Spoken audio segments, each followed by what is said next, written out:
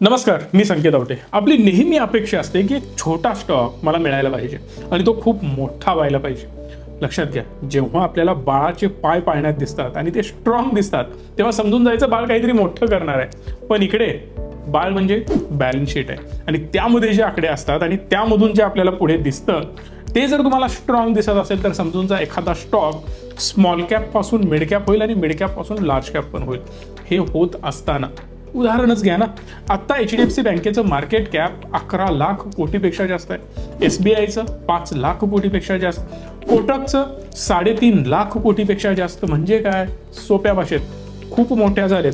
मग मी जर तुम्हाला म्हणालो एखादा 70-80 रुपयाचा स्टॉक कदाचित 1000 रुपयाचा होऊ शकतो, 1500चा होऊ शकतो, 500 रुपयाचा होऊ शकतो, गेला बाजार 150-200 जरी झाला तरी तो डबल होतो. मग यामागे कन्व्हिक्शन काय, का आम्ही कुठल्या स्टॉक बद्दल बोलतोय, त्याच्यामागे काय अनालिसिस हे सविस्तर सांगणार. पण त्याआधी चॅनलला सबस्क्राईब करा, बेल आयकॉनला प्रेस करा आणि अशाच नवनवीन व्हिडिओ पाहत राहा. फ्री आहे, सबस्क्राईब करायला पैसे नाही लागत, राईट. आणि मॅक्सिमम लोकांपर्यंत असे व्हिडिओ पोहोचवत जा, कारण खूप जास्त यासाठी मेहनत घ्यावी लागते. सिंपल आहे, रिकमेंडेशन नाही आहे, पण मॅक्सिमम मी तुमच्यापर्यंत बिझनेस पोहोचवण्याचा प्रयत्न करतोय. नाव आहे IDFC फर्स्ट बँक. इथं तुम्ही बघू शकता मार्केट कॅप 58,000 कोटीचा आहे, करंट प्राइस 82 रुपयांच्या आसपास आहे. यानं लो गाठला होता 52 रुपयाचा, हाय आहे 101 रुपयांचा. इंडस्ट्री PE जरी 12 रुपये सुरू असेल तर आजही हा थोडासा एक्सपेन्सिव्ह आहे as compare to industry PE, जो की 20 रुपयाच्या आसपास पाहायला मिळतो.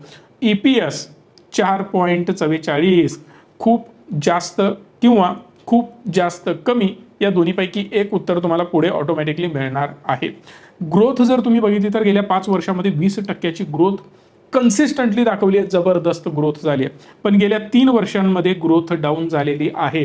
इमॅजिन करा, 5 वर्षांमध्ये 20% गेले आणि गेल्या 3 वर्षांमध्ये 11%. याचा अर्थ काय, त्याच्या आधीच्या 2 वर्षांमध्ये ग्रोथ जबरदस्त झाली होती. 3 वर्ष थोडंसं यांना स्ट्रगल करावं लागलं. याचं रिझन मी तुम्हाला आता एक्सप्लेन करतोय. या IDFC बँकने ना गेल्या 6 महिन्यामध्ये 88% रिटर्न्स दिलेले आहेत, पण आज तो त्याच्या हाय पासून ऑलमोस्ट 20% क्रॅश झालेला आहे. म्हणून जाणून बुजून हा व्हिडिओ बनवतोय. बघा, एक सिंपल लॉजिक लक्षात घ्या. एखाद्या कंपनीमध्ये जेव्हा आपण इन्व्हेस्टमेंट करतो तेव्हा टोकावर अडकण्यापेक्षा जरी कंपनीने अंडर परफॉर्मन्स दाखवला तरी सुद्धा आपली एंट्रीच खालच्या लेवल आहे. बरं, एक्झॅक्ट बॉटम आपल्याला सापडतो का? 100% नाही. उदाहरणच घ्या ना, GQG पार्टनरनी यामध्ये इन्व्हेस्टमेंट केलेली आहे. आता एवढी मोठी इन्व्हेस्टमेंट, ऑलमोस्ट 2000 कोटी रुपयाची गुंतवणूक, ही एवढी मोठी गुंतवणूक त्यांनी 97 रुपयाच्या लेवलला पण का केली हो? तर आज त्यांना 15 ते 17% लॉस दिसत असेल त्या शेवटच्या 500 कोटीच्या आसपास त्यांनी जी गुंतवणूक केली त्यामध्ये. मग हे रिझन काय? तर सिंपल आहे, त्यांचं कन्व्हिक्शन असतं स्टॉकवर, बिझनेसवर, बॅलन्स शीटवर, चार्टवर, त्यानंतर येतं. सो कंपनीमध्ये दम आहे हे GQG पार्टनरच्या इन्व्हेस्टमेंट वरनच आपल्याला कळतं. आता याच्या पुढे जर आपण याचे फंडामेंटल अनालिसिस करायला गेलो तर तुम्हाला कळेल की कंपनीची हिस्ट्री आपल्याला पहिला जाणून घ्यायला पाहिजे. तर कंपनी 2018ला इस्टॅब्लिश झाली. अर्स्टवाईल IDFC बँक आणि अर्स्टवाईल कॅपिटल फर्स्ट या दोन्हींच्या मर्जरमधून याची सुरुवात झालेली आहे. प्रश्न आता स्वाभाविक आहे की या दोन्हींचं मर्जर का, कशासाठी झालं, कंपनी ऍक्च्युअली काय करायची? तर कंपनी IDFCचं मेनिंग आहे इन्फ्रास्ट्रक्चर डेव्हलपमेंट फायनान्सिंग कंपनी. म्हणजेच काय, इन्फ्रास्ट्रक्चरला हे मेजरली फंडिंग करतात. आता 2 प्रकारचे माइंडसेट असतात.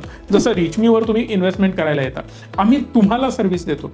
पण मेजर आमचा आधी कल काय होता माहिती आहे का तुम्हाला? आम्ही मेजरली कंपन्यांबरोबर काम करायचो, मोठमोठ्या कंपन्या, हाय नेटवर्कवाले इंडिव्हिज्युअल्स, अशा प्रकारे आम्ही क्लायंटना सर्व करायचो. म्हणजे माझा एक माइंडसेट होता की नको, आपण रिटेलमध्ये नको उतरायला, आपण मॅक्सिमम मोठ्या कंपन्यांना घेऊ, प्रायव्हेट लिमिटेड, पार्टनरशिप फर्म्स किंवा मोठे H&I क्लायंट ज्यांचा करोडो रुपयांचा इन्कम असतो, फक्त आपण त्यांना मॅनेज करायचं. पण जसं आम्ही युट्यूबवर पण आलो, युट्यूबवर डिमांड आली, तुम्ही म्हणालो की नाही आम्हाला पण तुमच्यासोबत जोडलं जायचं आहे, रिचमी थ्रू आम्हाला इन्व्हेस्टमेंट करायचे, म्हणून आम्ही ते सगळे पोर्टल्स बनवले. रिचमीवर येता तुम्ही, म्युच्युअल फंड, इन्शुरन्स, स्टॉक, सगळे प्रोडक्ट आमच्याकडून तुम्ही घेता. या नंबरला कदाचित तुम्ही कॉलही केला असेल आणि माहिती पण घेतली असेल. सांगण्याचा मुद्दा हाच आहे की इन्फ्रास्ट्रक्चरमध्ये यांनी फोकस केला. याचं रिझन हे आहे की समजा एखादी कंपनी आहे, तिला 1000 कोटी रुपये हवेत. 1000 कोटी रुपये मी त्या एका कंपनीला दिले. दुसरी कंपनी आली तिला 500 कोटी हवे, अनेक कंपनी आली त्यांना 700 कोटी हवे, कुणाला 2000 कोटी, कुणाला 100 कोटी, कुणाला 50 कोटी, कुणाला 400 कोटी, असं करत मी लोन वाटतोय। इन शॉर्ट मला एक 100 क्लायंटनाच सर्व्हिस द्यायची आहे। माझ्याकडे लाखो लोक नाही आहेत की लाखो लोकांसोबत बोला, त्यांना लोन द्या, त्यांचे डॉक्युमेंटेशन करा, अनालिसिस करा, हे झंझटच नको आहे ना। मी एक 100, 200, 500 किंवा 1000 क्लायंट पकडतो, मोठे मोठे हाय नेटवर्कवाले क्लायंट, आणि मी त्यांनाच सर्व्हिस देतो। असं करून यांनी बिझनेस सुरू केला होता। पण त्यांच्यानंतर त्यांना एक गोष्ट कळाली, एक मेजर चूक आपण करतोय।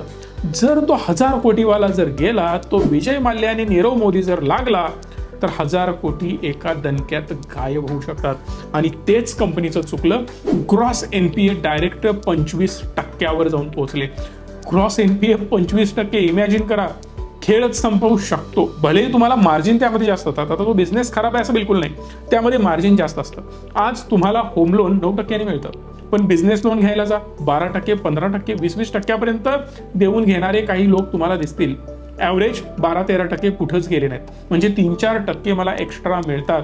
म्हणून बिझनेस लोनला आधी खूप जास्त कंपन्या प्रेफर करायच्या, पण नंतर त्यांनी जेव्हा एनपीएस वाढायला लागले तेव्हा बिझनेस पिव्हट करायला सुरुवात केली। जसं मी तुम्हाला सांगितलं मगाशी की 2 कंपन्यांबरोबर मर्जिंग झालं। मर्जिंग करण्याचं रिझन काय आयडीएफसीचं, तर सिंपल आहे की जर तुम्हाला रिटेल लँडिंग मध्ये उतरायचं असेल, लोन प्रोव्हाइड करायचे असतील, तर तुमच्याकडे बँकिंगचं लायसन असायला पाहिजे। ॲज अ बँक तुम्ही काम करायला पाहिजे। फक्त इन्फ्रास्ट्रक्चर फायनान्सिंगचं लायसन्स तुमच्याकडे असलं म्हणजे झालं नाही। मग त्यासाठी त्यांना मर्जिंग करावं लागलं, मग त्यांनी मर्जिंग केलं। त्यानंतर त्यांचे ग्रॉस एनपीएस आणि नेट एनपीएस ड्रॉप होताना पाहायला मिळाले। बिझनेस कम्प्लिटली त्यांनी पिव्हट केला। आता यांचे फाउंडर जर तुम्ही बघितले किंवा यांचे लीडर जर तुम्ही बघितले, कारण नेहमी तुम्हाला माहिती आहे जर कंपनीचा लीडर स्ट्रॉंग नसेल तर तुमचा बिझनेस स्ट्रॉंग होऊ शकत नाही। नेहमी लीडर इम्पॉर्टंट असतो। म्हणूनच या कंपनीचे लीडर आहेत मिस्टर वैद्यनाथन। वैद्यनाथनना जेव्हा प्रश्न विचारण्यात आला ना, त्यांनी क्लिअर सांगितलं की आम्ही चौके छक्के खूप मारले, पण चौके छक्के मारताना आउट जाण्याची प्रोबॅबिलिटी पण तेवढीच जास्त होती। नो डाऊट आम्हाला सेवाक बनायचं होतं, आम्ही बनलो सुद्धा, पण सेवाक बनताना काही इश्यूज सुद्धा आम्हाला फेस करावे लागले। त्यामुळे आम्ही द्रविड बनणार आणि 1 by 1 टुकू खेळत मॅक्सिमम रन काढण्याचा प्रयत्न करणार। आम्हाला स्पीचवर टिकून राहायचं आहे, जेवढं जास्त टिकू तेवढं लॉंग रन मध्ये आमचा बिझनेस मोठा होत जाईल। 50% दर वर्षाला रिटर्न कमवण्यापेक्षा थोडे अनेक वर्ष जर आपण कमवत गेलो तर कॅपिटल वाढत जातं, मोठी अमाऊंट बनत जाते आणि त्यानंतर फायनली 10 वर्षांनी 12 वर्षांनी आपला एक मोठा कॉर्पस बनतो। अनेक व्हिडिओ तुम्ही माझे बघितले असतील। म्युच्युअल फंड मध्ये आता जरी आपण 1000, 2000, 5000 प्रत्येक महिन्याला SIP लावतोय ना, छोटी गोष्ट नाही आहे। लॉंग रन मध्ये तो आकडा खूप मोठा बनतो। ती गेम भयंकर आहे। मदत हवी असेल या नंबरला कॉल करा, सविस्तर माहिती घेऊ शकता। ट्रेडिंग शिकायचं असेल तरी सुद्धा या नंबरला कॉल करून तुम्ही माहिती घ्या।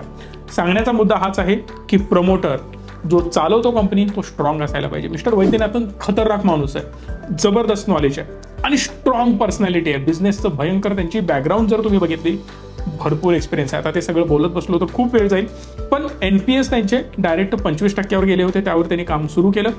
कस्टमरचे डिपॉझिट्स त्यांचे वाढायला लागले। 36% CAGR प्रमाणे 4 वर्षात त्यांनी ग्रोथ केली आहे कस्टमरच्या डिपॉझिट्सची। कारण कस्टमर डिपॉझिट करणार नाहीत, तुम्ही जाऊन त्या बँकेमध्ये एफडी करणार नाही, तोपर्यंत पैसा कुठून येणार? सिंपल आहे ना। सो तो त्यांनी पहिला वाढवला, म्हणजे पैसा आणला तर अजून कर्ज देऊ शकतात। जर पैसाच आला नाही आणि ऑलरेडी आपण 25% एनपीए मध्ये फसलोय तर अजून जास्त दलदलीमध्ये ते अडकत जाणार। सो त्यावर त्यांनी सोल्युशन काढलं आणि मॅक्सिमम फोकस केला रिटेल लेंडिंगवर। त्यामुळे कासा डिपॉझिट सुद्धा त्यांचे 74% CAGR प्रमाणे वाढत गेलेले आहेत।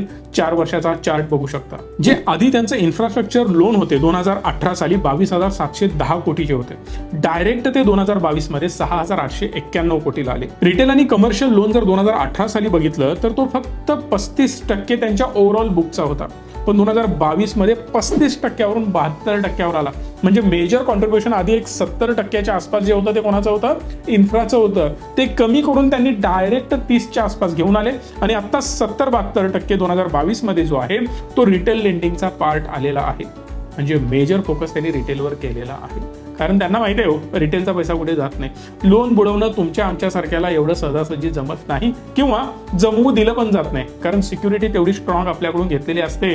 आज जर एखादा शेतकरी होम लोनसाठी गेला ना तर लोन मिळत नाही साहेब।